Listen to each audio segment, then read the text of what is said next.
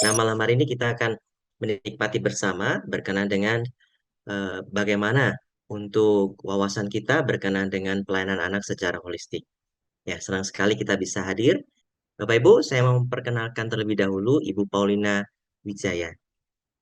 Ibu Paulina M. Wijaya, MAHCD, begitu ya, berarti Master of Arts dari Children Development, ya, Child Development, kemudian MPD. Nah, beliau adalah dosen di Sekolah Tinggi Teologi Bandung, kemudian beliau juga adalah seorang praktisi pendidikan anak. Untuk secara background pendidikan, S1 Sarjana Pendidikan dari STT Bandung, kemudian S2 beliau mengambil dua jenjang begitu ya, MA di Malaysia Baptist Theological Seminary, kemudian MPD-nya di STT Bandung. Untuk experience, pengalaman beliau, beliau adalah guru di Kinderland International School dan Sekolah Bina Persada Bandung. Waktu itu kemudian Wakil Kepala Sekolah TKK Trimulya Bandung. Tapi saat ini Ibu Paulina full sebagai dosen tetap di STT Bandung. Ya, saya persilahkan kepada Ibu Paulina untuk menyampaikan pemaparannya. Baik, terima kasih Pak Ferry dan terima kasih Bapak Ibu sekalian yang sudah bergabung pada malam hari ini. Semoga jaringan saya aman. Ini lagi hujan besar-besarnya. Jadi kalau misalnya mohon maaf kalau misalnya jaringannya nggak terlalu baik, bisa dengan sabar menunggu saya berbicara slow dan step by step ya Bapak Ibu sekalian.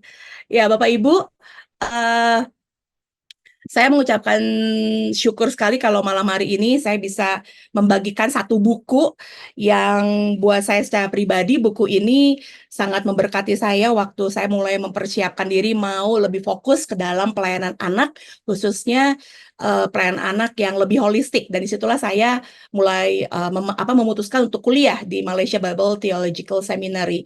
Disitulah juga saya bertemu dengan Dr. Rosalind, one of our speaker tonight, yang memperkenalkan kepada saya tentang spiritualitas anak. Nah, jadi Bapak Ibu, buku ini saya mau bagikan malam hari ini karena hasil dari buku ini. Jadi buku ini adalah berisikan hasil studi riset kualitatif yang dibuat, yang dikerjakan oleh dua orang yang bernama David Hay dan juga Rebecca Nye. Nah, Rebecca Nye ini juga orang yang salah satu penulis buku tentang spiritualitas anak. Dan buku ini benar-benar membukakan saya sekali tentang um, definisi dan juga praktek pelayanan anak yang holistik itu seperti apa. Saya izin untuk share screen Bapak Ibu supaya kita semuanya bisa melihat lebih dalam. Saya hanya punya waktu 20 menit untuk bisa mempresentasikan buku yang lumayan tebal ini Bapak Ibu. Semoga nanti sisanya Bapak Ibu bisa baca sendiri, bisa lihat sendiri dan buku ini belum diterjemahkan. Belum diterjemahkan padahal buku ini buku lama 2009 lalu 2009 lalu setelah itu ada revisinya 98 lalu revisinya tuh tahun 2006. Ya, jadi Bapak Ibu, buku ini sekali lagi tadi saya sudah bagikan bahwa dibuat oleh dua orang, ditulis oleh dua orang, David Hay, dan yang menariknya dia ini adalah seorang ahli zoologi, kebun binatang, ya. Dia juga banyak memperhatikan tentang latar belakang biologi dan sebagainya, tapi kemudian dia masuk ke dalam teologi dan dia belajar tentang studi agama dan dia juga akhirnya menjadi reader di University of Nottingham, di mana dia akhirnya juga memimpin proyek penelitian spiritualitas anak bersama dengan Rebecca Nye. Nah, Rebecca Nye sendiri dia seorang psikolog anak dan dia juga melayani di University of Cambridge di UK dan dia buat penelitian banyak di UK dan salah satu yang terkenal Bapak Ibu bisa googling adalah tentang godly play. Nah, jadi Bapak Ibu bisa lihat di YouTube juga banyak tentang konsep-konsep pelayanan anak dengan yang namanya itu godly play. Dan dia juga adalah penulis buku dari Children's Spirituality, What It Is and What It Matters. Buku yang cukup baik. Kalau nanti kita kesempatan saya akan review lagi karena itu benar-benar membukakan cara pandang saya tentang anak-anak. Bapak Ibu, buku ini sangat lumayan tebal. nggak tebal banget tapi lumayan padat isinya. Tapi yang saya akan fokuskan adalah bagian 2 yaitu investigasi hasil penelitian yang bicarakan tentang bagaimana mengenal anak dan juga mendengarkan anak berbicara seperti itu. Saya nggak akan lama-lama, saya akan langsung tentang latar belakangnya kenapa David Hay dan juga Rebecca Nie melakukan penelitian ini. Jadi ternyata mereka menemukan sebenarnya di UK tahun 98, tapi kalau saya lihat terjadi juga di Asia sekarang ini. Yaitu bagaimana yang namanya kata spiritualitas itu banyak sekali definisinya dan banyak orang yang nggak sepakat soal yang namanya spiritualitas, khususnya spiritualitas anak. Lalu yang kedua, mereka melihat, terutama David Hay melihat, ini kok orang-orang tidak terlalu mengerti sebenarnya kehidupan rohani anak itu tuh sejauh mana dilihatnya. Nah, lalu dilihat lebih dalam lagi, ternyata ada ditemukan juga di masa itu, tahun 98, tahun 2000-an, bahwa banyak sekali anak-anak tuh yang apatis dengan yang namanya kehidupan beragama yang tradisional. Ya, dan jadi intinya jadi penelitian ini Bapak Ibu dilakukan bukan hanya di gereja, tetapi juga agama lain karena dilakukan di sekolah di mana anak-anaknya ada yang beragama bukan Kristen. Tapi nanti kita akan lihat hal-hal menarik dari hasil penelitian ini.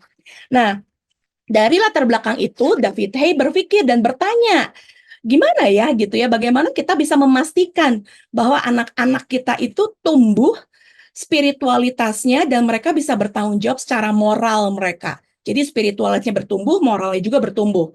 Lalu apakah cukup ya sebagai mereka punya status warga negara Kristen gitu ya, warga negara agama A, agama B, tapi nggak melibatkan mereka secara aktif dalam sebuah kegiatan keagamaan itu bisa memotivasi mereka punya spiritualitas yang baik.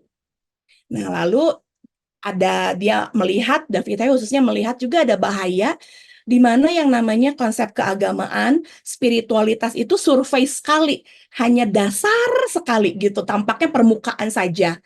Tetapi harusnya kan harus lebih dalam namanya spiritualitas itu dan harus dididik dari kecil. Nah, dari pertanyaan-pertanyaan ini, dari penemuan-penemuan ini, akhirnya David Hay melihat bahwa seringkali spiritualitas itu disalah mengertikan dengan yang namanya definisi agama. Jadi kata agama itu tuh memang cenderung diasosiasikan dengan hal-hal yang spiritualitas. Apakah gerejanya, apakah bangunan masjidnya gitu ya, apakah buku doanya, apakah Alkitabnya, apakah orang-orang pejabat gitu dalam agama pernikahan dan sebagainya. Padahal David Hay bilang spiritualitas, dia bilang hampir selalu didefinisikan tuh lebih ke arah yang sesuatu yang hangat, dikaitkan dengan cinta, kasih, inspirasi, kedalaman, keutuhan, misteri gitu ya. Bahkan satu yang lebih private soal doa dan meditasi. Nah, lalu dari pengalaman dua inilah David Hay dan juga Rebecca Nye, mereka membuat satu keputusan, oke, kita buat yang namanya penelitian, dilihat dari tiga kategori ini. Kategorinya apa saja, Bapak Ibu saya nggak akan baca satu-satu, nggak akan jelaskan, tapi mereka melihat dari bagaimana tiga indera ini berkembang sesuai memberikan ke perkembangan juga terhadap spiritualitas si anak. Jadi dimulai dari awareness sensing, indera kewaspadaan gitu ya, indera keberadaannya dia dilihat dari konsep hari ini sekarang, lalu bagaimana mereka tuning. Jadi satu titik Rebecca Nye dan David Hay itu bilang kita mau bikin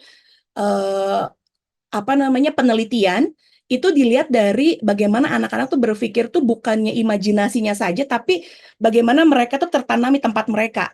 Apakah mereka tersentuh dengan natur gitu ya, Allah ada di mana dan sebagainya. Jadi here and now gitu. Jadi di sini dan sekarang. Jadi mereka nggak tuliskan pertanyaan-pertanyaan riset mereka di dalam buku ini enggak, tetapi bisa dilihat dari hasilnya.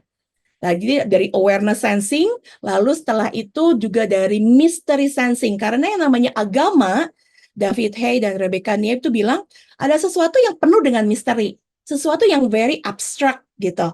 Tapi bagaimana spiritualitas anak itu kita lihat dari bagaimana mereka melihat keajaiban, kekaguman mereka atas sesuatu yang mereka tidak lihat, sehingga imajinasi mereka bisa berkembang tentang siapa itu Allah yang tidak mereka lihat. Lalu yang ketiga, value sensing, indera tentang nilai-nilai.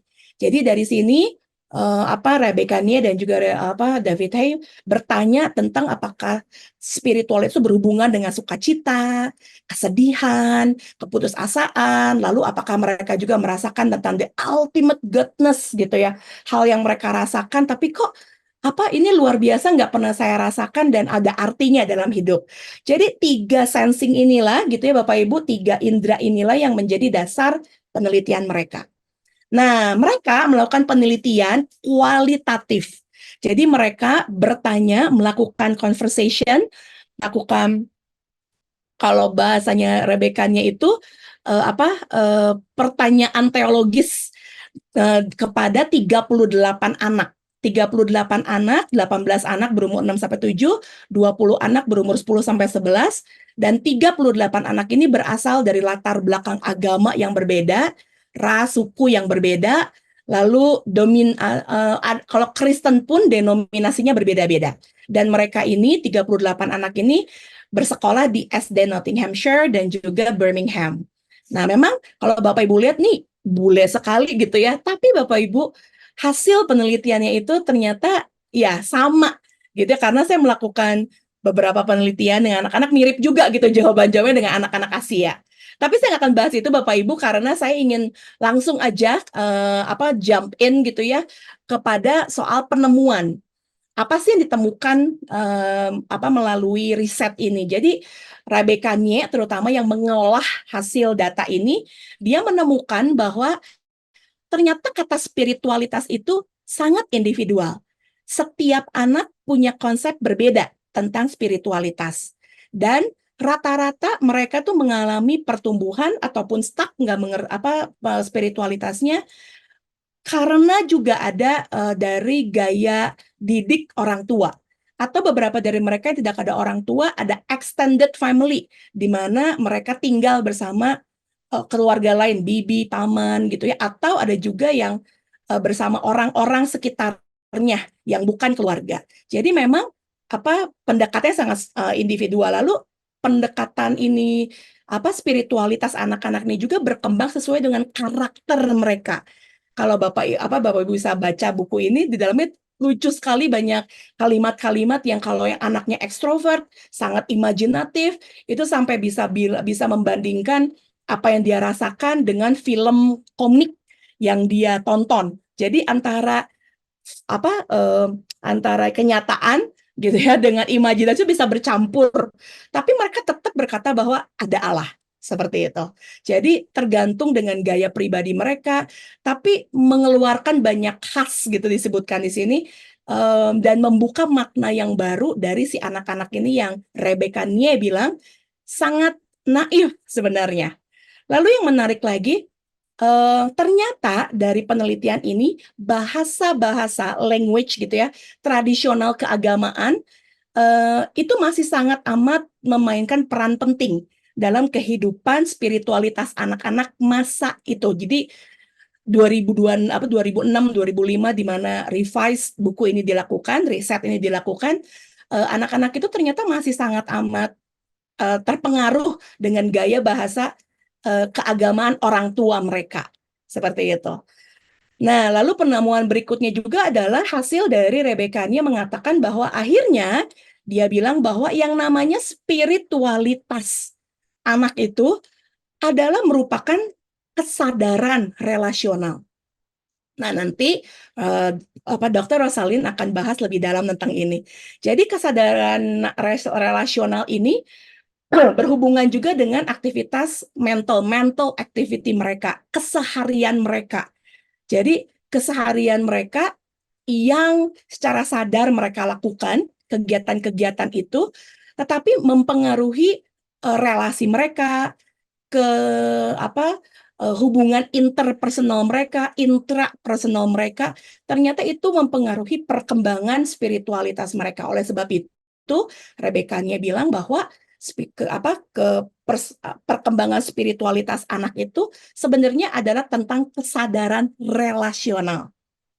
Dan dia bilang kesadaran itu bukan soal waspada gitu ya, atau lebih perhatian, tetapi lebih mengarah kepada yang tadi saya sudah jelaskan sebelumnya Bapak Ibu, yang ini. Bagaimana mereka aware, sadar indera mereka itu berjalan tentang apa yang terjadi kesehari-hari mereka.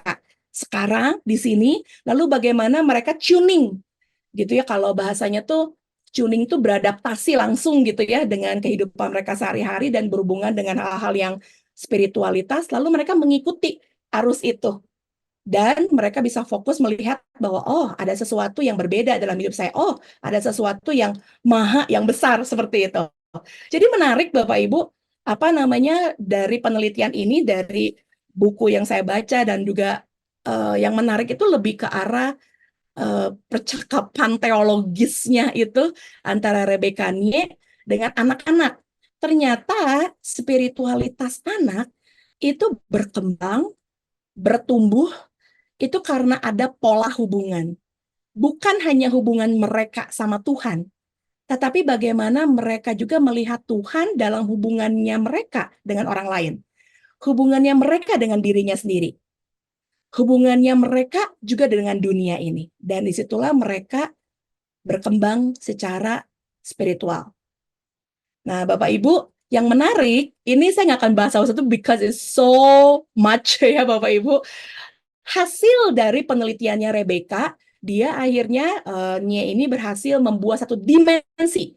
Kalau misalnya mau lihat uh, spiritualitas anak, mau lihat perkembangan spiritualitas kerohanian anak itu, ternyata nggak hanya dilihat dari konteksnya saja, tapi ada yang namanya kondisi di dalamnya. Lalu harus ada strategi bagaimana cara mengembangkannya. Lalu ada proses bagaimana mereka berkembang atau tidak berkembang, dan akhirnya ada konsekuensi. Jadi nanti kita akan lihat satu-satu di dalam buku ini gitu ya, konteksnya tetap bahwa pola hubungan itu sangat besar dampaknya terhadap perkembangan anak, perkembangan spiritualitas anak. Ya, hubungan mereka dengan Tuhan, dengan sesama, dengan dunia, dan bahkan dengan dirinya sendiri. Dan kondisi perkembangan anak itu juga sangat besar berhubungannya sama language, bahasa yang dipakai. Ya, bahasa dalam keluarga, bahasa sehari-hari, bahasa yang mungkin mereka dapatkan di tempat ibadah mereka. Ya, jadi semuanya itu membentuk kesadaran mereka ke perkembangan spiritualitas mereka. Lalu strategi. Jadi dikatakan di sini bahwa anak-anak yang berumur lebih besar, kelas yang lebih besar, itu mereka strategi mereka untuk mengembangkan spiritualitas mereka itu lebih eksplisit, kelihatan gitu, ngobrol lah, dialog lah, bertanya lah, lalu mereka mulai berfilosofi lah. Tapi kalau anak-anak yang kecil, yang lebih kecil, mereka akan lebih berimajinasi, ya gitu. Lalu mereka akan banyak pertanyaan-pertanyaan yang mungkin gak masuk akal gitu ya, karena mereka lebih banyak pakai imajinasi dan dreaming gitu ya, hayalan-hayalan mereka. Lalu di sini juga dikatakan playing, dengan mereka bermain. Nah, dari strategi-strategi itu juga ternyata proses perkembangan spiritualitas mereka itu juga banyak ups and downs-nya gitu, banyak naik turunnya. Jadi ada yang tidak berurutan gitu ya, ada yang nggak mengerti, udah diceritakan tentang satu cerita Alkitab, ternyata dia nggak nyambung dengan cerita Alkitab berikutnya, mix antara perjanjian lama, perjanjian baru, kalau misalnya yang Kristen. Lalu kalau agama lain, mereka bisa bertanya bahwa Allah itu bentuknya seperti apa dan sebagainya. Jadi banyak pertanyaan-pertanyaan itu selama prosesnya, termasuk ke dalamnya di situ dituliskan juga ada self identification. Kenapa saya beragama ini? Kenapa kok saya harus percaya ini? Jadi banyak pertanyaan-pertanyaan juga di saat Rebekanya ini melakukan dialog teologi gitu ya bersama anak-anak yang dia riset. Dan pada akhirnya perkembangan spiritualitas juga mengakibatkan banyak konsekuensi atau hasil-hasil. Ada beberapa dari mereka yang secara spiritualis berkembang dengan baik gitu ya, mereka nggak takut dengan kematian. Mereka nggak, apa namanya, mereka lebih kalem gitu ya, lebih damai gitu ya. Lalu mereka juga takut berdosa gitu ya, karena mereka sudah belajar dari kecil mendengarkan tentang istilah-istilah gitu ya, language keagamaan. Ada juga yang embarrassed gitu ya, ada yang begitu malu jadi tidak takut, jadi takut tidak mau berterus terang. Ada yang merasa bahwa aduh, agama itu membosankan. Jadi 38 anak itu, Rebekanya bilang susah banget digabungkan karena banyak sekali dimensi-dimensinya. Tetapi dia bilang hasilnya bisa dikatakan inilah gitu ya, ada konteksnya, ada kondisinya, ada strategi, ada proses, dan terakhirnya hasil konsekuensinya seperti apa itu sangat jelas terlihat. Nah, jadi Bapak Ibu, kalau saya lihat secara pribadi, buku ini memberikan kita gambaran secara jelas bahwa yang namanya perkembangan spiritualitas dari anak-anak itu bukan sekedar mereka hafal ayat Alkitab. Mereka bisa bernyanyi lagu-lagu rohani. Mereka rajin ke sekolah, ke sekolah minggu. Karena belum tentu mereka rajin ke sekolah minggu. Mungkin karena terpaksa ikut orang tuanya. Mungkin, ya. Asumsi, saya harus bikin riset terlebih dahulu. Tapi hasil penelitiannya Rebecca Nie ini memberikan saya gambaran secara besar bahwa ya, kalau mau melihat perkembangan spiritualitas atau rohani anak, tidak bisa cuma dari satu aspek, bahwa dia dengan Tuhan, tidak bisa. Tetapi bagaimana aspek itu berkembang sehingga kita bisa melihat dimensi yang lebih besar, melihat perkembangan spiritualitas itu menjadi perkembangan diri si anak itu secara holistik. Nah, dalam penutupnya, Rebecca ini menuliskan satu hal yang lucu, menarik gitu ya. Dia bilang, saya berharap hasil penelitian ini, kerangka analisisnya ini cukup rumit, tetapi semoga tidak membunuh gitu ya spiritualitas atau orang-orang yang melayani di bidang spiritualitas ini. Kenapa? Karena dimensi ini, hasil riset ini bisa menawarkan daftar yang lebih besar, yang lebih bermanfaat untuk bisa mengenali dan mengevaluasi perkembangan spiritualitas anak.